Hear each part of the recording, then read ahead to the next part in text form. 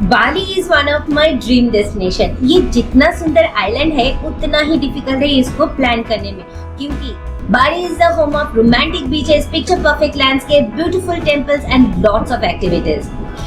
अगर आप ग्रुप में ट्रैवल कर रहे हो, सोलो ट्रैवल कर रहे हो या फैमिली के साथ ट्रैवल कर रहे हो, तो ये वीडियो आपके लिए बहुत काम आने वाला है, क्योंकि this video will cover all that you need. Visa, Indonesia currency, best season in Bali, flights and port, SIM cards, food and don't forget about the budget that you need to plan your trip to Bali.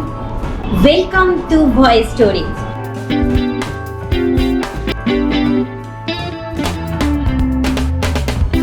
So, अगर अभी तक आपने हमारे channel को subscribe नहीं किया है, so please जल्दी से सब्सक्राइब कर लीजिए एंड बेल बटन को दबाना मत भूलिएगा, क्योंकि बहुत सारे इंफॉर्मेटिव वीडियो लेके आने वाले हैं बाली ट्रिप में।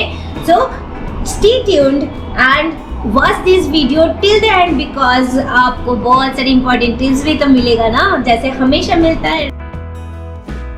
बाली में दो टाइप के सीजन दिखते हैं, summer season and rainy season. यहाँ पे विंटर नहीं होता है, तो ठंडी का सवाल ही नहीं आता।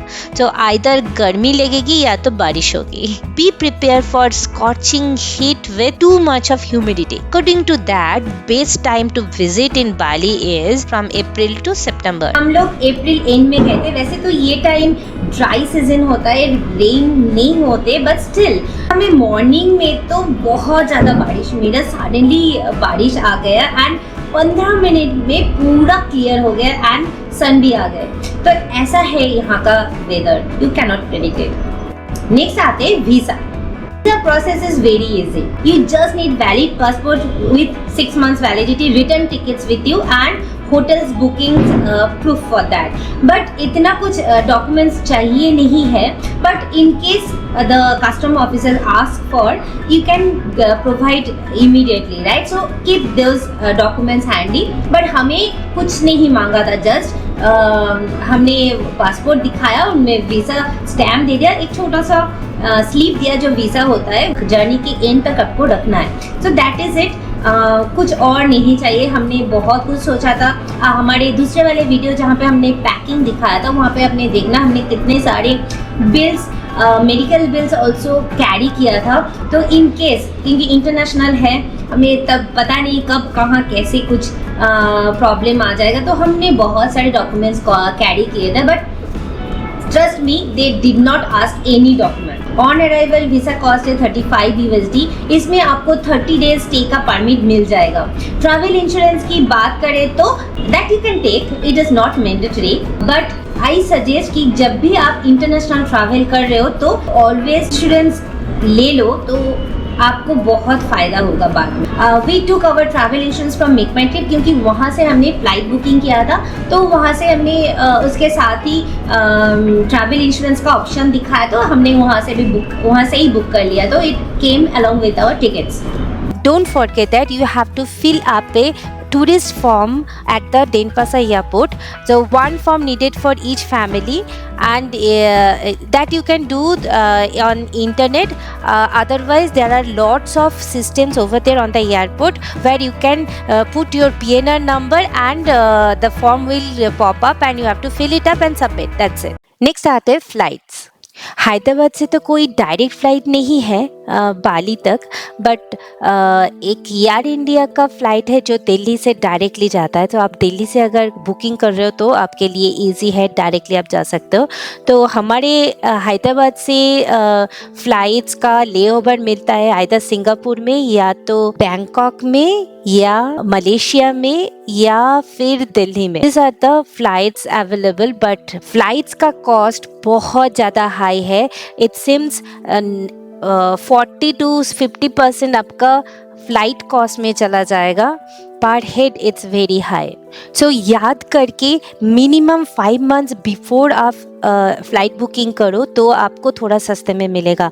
एंड अभी जैसे आप देख सकते हो कि अभी अगर हम बुक करने जाएंगे अप्रैल के लिए तो 22 मिनिमम प्राइस पड़ रहा है पर हेड वन वे के लिए। एक इम्पॉर्टेंट टिप्स यहाँ पे देना चाहती हूँ। ऑलवेज रिमेंबर कि आपका कनेक्टिंग फ्लाइट का जो PNR नंबर है वो सेम हो। तो PNR नंबर अगर सेम है तो you no need to worry about, because अगर डिफरेंट PNR नंबर मिलता है कि यहाँ से एक दूसरा PNR नंबर का फ्लाइट जाता है Singapore and then another PNR number flight का जाएगा Singapore to Bali, then you have a problem, क्योंकि को एक ट्रांजिट वीजा देना पड़ेगा सिंगापुर में या तो Kuala Lumpur, wherever is your layover is. तो याद रखो PNR नंबर सेम होना चाहिए। तो आप जब भी बुक करोगे ना तो वहाँ पे आपको दिखाता है कि सेम फ्लाइट्स जा रहा है कि नहीं। This is very important part for any international trip. तो नेक्स्ट आते हैं सिम कार्ड कनेक्शंस के लिए 3 वेज में बताऊंगी। एक है जो आप ऑनलाइन बुक कर सकते हो, वहाँ आप जैसे ही आप वहाँ पे पहुँचोगे तो आपको सिम डिलीवर हो जाएगा on the airport, Bali airport. Second option is अगर आप चाहते हो कि आपका एयरटेल और वोडाफोन जो भी है वो वहाँ पे चले, तो आप एयरटेल या वोडाफोन का इंटरनेशनल रोमिंग एक्टिवेट करो। पैसे थोड़ा ज़्यादा लगता है बट इंटरनेशनल एक्टिवेट अगर कर लेते हो तो आप वहाँ जाके आपका सिम बंद नहीं होगा, ये एक चीज़ है। थर्ड ऑप्शन ये है कि जब भी आप एयरपोर्ट में पहुंचते हो, वहाँ पे एयरपोर्ट में ही बहुत सारे शॉप्स है जो सिम सेल करता है, वहाँ से आप सिम ले लो। वो बाहर से थोड़ा सा ज़्यादा है बट इतना ज़्यादा डिफरेंस नहीं है। 2 कंपनीज वहाँ पे मिलेंगे, उसमें से टेलीकॉम सेल बोल के जो कंपनी है वो उसका कवरेज ऑल ओवर बाली बहुत अच्छा है। 400K इंडोनेशियन रुपया होता है फॉर 25 GB, दैट इज अनाफ। अब आते करेंसी पे। इंडोनेशिया में Indonesian rupiah that is IDR के हिसाब से जाना जाता है and 1 Indian rupee equal to 188 IDR। तो आपको क्या करना है, इंडियन रुपया को पहले तो US डॉलर में कन्वर्ट करना है एंड देन US डॉलर को आपको चेंज करना है IDR में। वहां जाके इंटरनेशनल ट्रिप जा रहे हो तो कभी भी INR लेके मत जाना, क्योंकि INR का सब जगह पे वैल्यू नहीं मिलता है, क्योंकि INR वहाँ पे चलेगा नहीं। US dollar is like all over world is acceptable. So US dollar लेके जाओगे तो उनका कन्वर्शन रेट ज्यादा मिलता है, ठीक है। INR लेके जाओगे तो शायद कहीं पे मिल जाए पर कन्वर्शन रेट बहुत कम होगा, तो आपको ज्यादा IDR नहीं मिलेगा comparative to US dollar. So always remember US dollar में कन्वर्ट करो and then take that US dollar to there and convert their currency. Another tip is that 50 के ऊपर डिनोमिनेशन अगर रहता है तो US डॉलर का कन्वर्शन रेट अच्छा मिलता है। अनदर थिंग इज बाली में बहुत सारे जगह पे आपको डॉलर एक्सचेंज का जगह मिल जाएगा, बट अगर आप गवर्नमेंट रजिस्टर्ड जगह पे जाते हो वो बहुत अच्छा होता है, क्योंकि आप फ्रॉड होने से भी बच सकते हो। एक और चीज़ है, एक साथ पूरा कन्वर्शन नहीं करना, पार्ट बाय पार्ट करो। जितना आपको चाहिए 2-3 दिन का उतना हिसाब करके, एक हिसाब करके वहां से ले लो। क्योंकि क्या होता है ना, आप अगर वेट करोगे एंड तक खत्म होने तक, फिर शायद आपको उस टाइम पे गवर्नमेंट रजिस्टर्ड ऑफिस नहीं मिले एंड आपको कहीं से भी करना पड़े। That is a bad thing actually. वो आपको फ्रॉड भी हो सकता है, डिफरेंट कन्वर्शन रेट भी मिल सकता है एक्चुअल से। तो ये है सारी चीजें जो आपको याद रखना है। One more important tips is debit card लेके जा सकते हो जो इंटरनेशनल एक्टिवेटेड है एंड वो भी वहाँ पे चल जाएगा। और कुछ ऐसी भी जगह है, जैसे आप न्यूसा पेनिदा जा रहे हो या गिली आइलैंड्स जा रहे हो, ऐसे कुछ छोटे छोटे आइलैंड्स जा रहे हो बाली से, तो याद रखना IDR लेके जाना। वहां जाके वेट मत करना कि वहां जाके हम कर लेंगे कोई भी ATM से। मोस्ट ऑफ द टाइम बहुत सारे ATMs आउट ऑफ ऑर्डर रहता है, तो याद रखो कि ऐसा ना करें हम कि वहां जाके हमें पैसे का प्रॉब्लम हो जाए। सो नेक्स्ट आते हैं होटल्स। होटल्स आपको मिलेगा बाली में ऐसा है कि आपको लो बजट से हाई बजट कोई भी टाइप के होटल्स आपको मिलेंगे एंड जो आपको इंस्टाग्राम में ब्यूटीफुल प्लेसेस दिखते हैं, होटल्स दिखते हैं, स्टे केसेस दिखते हैं, तो वो सारी चीज़ें ना बहुत कॉस्टली है, ट्रस्ट मी। बट आपको कम प्राइस में भी बहुत अच्छे होटल्स मिलते हैं। Only remember for the hotel bookings की आप अगर किड्स के साथ जा रहे हो तो किड्स के लिए अलग प्राइस देना पड़ता है। नेक्स्ट थिंग जो हम आते हैं that is food. Bali is a paradise for non vegetarian, but veg के लिए कुछ नहीं मिलेगा ऐसा नहीं है। वेज पीपल के लिए भी बहुत सारे ऑप्शंस है, but that is mainly in Bali mainland. Mainland मतलब जो बाली का, आप अगर बाली का मैप देखते हो वो है मेनलैंड, और बाली से अदर प्लेसेस जो आइलैंड्स है जैसे गिली, नुसा पेनिदा, अदर बहुत सारे हैं, वो जगह पे आ जाओ, दैट इज कॉल्ड आइलैंड। सो बाली का जो मेनलैंड है वहाँ पे आपको वेजिटेरियन बहुत सारे मिलेंगे, इवन इंडियन रेस्टोरेंट्स भी आपको मिल जाएंगे। बट अगर आप नुसा पेनिदा जा रहे हो या गिली आइलैंड जा रहे हो तब आपको वेज में बहुत प्रॉब्लम है।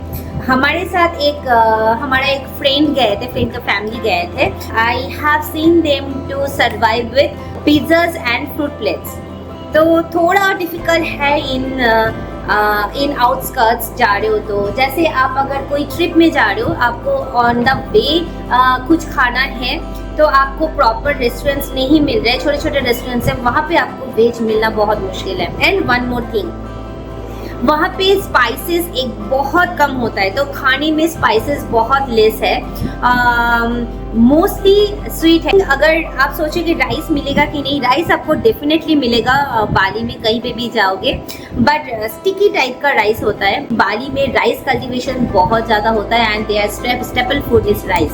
अगर आप वेगन हो तो आपको डेफिनेटली वेगन फूड मिलेगा। एक इम्पॉर्टेंट टिप्स देना है, don't forget to keep some dresses with you in your hand baggage. तो ऐसा बहुत टाइम देखा है, इवन हमारे साथ भी हुआ है कि आपका लगेज आपके साथ में ही लेट पहुंचेगा। ठीक है, हम लोग लकी थे कि हमारे साथ जो लगेज लेट आया वो 1 घंटा डिले था। ऐसे बहुत सारे लोग कम हमने सुना है कि उनका लगेज नेक्स्ट डे पहुंचा है। तो आप सोच सकते हो कि अगर आपके पास कोई एक्स्ट्रा पेयर ऑफ ड्रेसेस नहीं है तो वही ड्रेस में आपको पूरा दिन पूरा रात रहना पड़ेगा। अभी आते हैं इटिनरी पे। तो हमारा जो इटिनरी था वो 9 डेज़ का था। बहुत सारे लोग 6 डेज़ का भी लेके जाते हैं या तो 4-5 डेज़ के लिए भी जाते हैं, बट उसके लिए आप ज़्यादा कुछ नहीं घूम सकते। बाली को एक्सप्लोर करना इट्स नॉट सो इजी। जो लोग लाइक 2-3 वीक्स लेके जाते हैं उनके लिए बाली इज़ टू गुड, क्योंकि आराम से आप बहुत सारी चीज़ें एक साथ देख सकते हो। बट याद रखो कि बाली के लिए 4-5 days is not sufficient. We covered Bali, Nusa Penida, Nusa Lembongan and Gili island. तो हमारा स्टे था बाली में, नुसा लिम्बोंगन में एंड गिली में। सो 9 डेज ट्रिप के लिए पहले आपकी जगह से कनेक्टिंग फ्लाइट या तो डायरेक्ट फ्लाइट लेके द बाली के डेनपासा एयरपोर्ट पहुँचो। देन वीज़ा प्रोसेस होने के बाद आपका लगेज कलेक्ट करो and then fill the tourist form.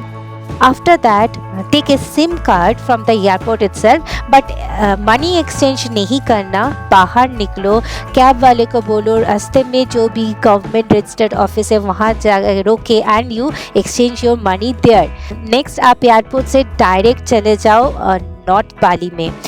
तो उबुद के मार्केट एरिया में एक होटल्स ले लो। अगर आप पहले से बुक कर लिया है तो बेस्ट है। तो हमारा जो होटल है वो एकदम मार्केट के ऊपर है। उबुद पहुंचते हुए आपको शाम हो जाएगा। So relax that day and explore the Ubud market and buy some souvenirs for you. Next day started with Vanagiri Hidden Hills, Ulundalu Temple, Nungnung Waterfall and Tamanveji Hidden Temple. These are all offbeat places of Bali. So if you want to avoid too much crowd and places which is too costly, then you can follow this offbeat places which you can feel the beauty of Bali and also enjoy within your group. It's beautiful, trust me. Day 3 Ubud से checkout करके चले जाओ Gili island, the most iconic island around Bali. तो यहाँ जाने के लिए आपको फेरी लेना पड़ेगा और फेरी का टिकट आपको उबुद मार्केट में कहीं से भी मिल जाएगा, जहाँ पे बहुत सारे शॉप्स है जो लोग टूर्स ऑर्गेनाइज करते हैं वहाँ से आपको मिल जाएंगे। तो सुबह सुबह का फेरी टिकट लो एंड सुबह का फेरी लेके पहुँच जाओ गिली। गिली में हमारा जो होटल था वो mainly for the scuba divers. They train them, they have a big swimming pool where they use to train people and take them for a scuba diving session. in the early morning. So we thought of doing so but did not get the time though. You definitely try this, I recommend. After reaching there, we freshen up first, had our breakfast and started for searching the island hopping tour. So there are lots of stalls who organize the island tour. So we took a tour which is including 2 islands plus snorkeling to the underwater statues. This underwater statue is really awesome, guys. Don't miss this tour. Day 4, we took another island hopping tours with snorkeling with the turtles. And also before going to that tour, we had exciting cycling tour around the Gili Island. The island is very small. It will not take much time if you took a one round. Just imagine you are cycling just beside the beach. It's awesome, guys. Day 5, we checked out from Gili and moved to another less explored island named Nusa Lembongan. Nusa Penida तो सब जाते हैं and that island become most crowded place now. लेम्बोनगन हम पहुँचे in 1 hour by speedboat. लेम्बोनगन का जो stay था हमारा that was super beautiful. We did few sightseeing on the way also. Day 6. We took a day trip to Nusa Penida. It was a customized trip of East and West Penida. But trust me guys, I seriously did not like Nusa Penida as all the beaches there you have to do a very difficult hikes and that is not good for any elderly person or small kids. Still we took lots of photos. That was only the enjoyment over there, and we spent some time on a beach. Then we returned back to our Lembongan hotel. Day 7, we checked out from Lembongan and reached to Sanur Port, and that is where we back to Bali again. This time we stayed the south of Bali in the Jimbaran area so that we can cover the South Bali beaches and all. That day we first visited the Tanha Lot temple. Seriously, I like it very much. It is big temple. You will see in our next vlog also. And on the way we experienced the most expensive coffee in the world, that is Bali Luwak coffee. And we have seen how it made also. We'll explain it in our upcoming video. Day 8, we first went to the Sanur beach where we had a lot of water sports. And trust me, this area you have less cost than if you are going to Semyang or Kuta beach. The water sports are also very good and you have always one person guiding every time for all the water sports. We did parasailing and sea work and enjoyed for some time that Sanur beach. उसके बाद आप जा सकते हो एक बहुत ही beautiful and hidden beach. नाम है सुलुबन बीच. And then we went to Uluwatu temple to watch the Kechak dance show.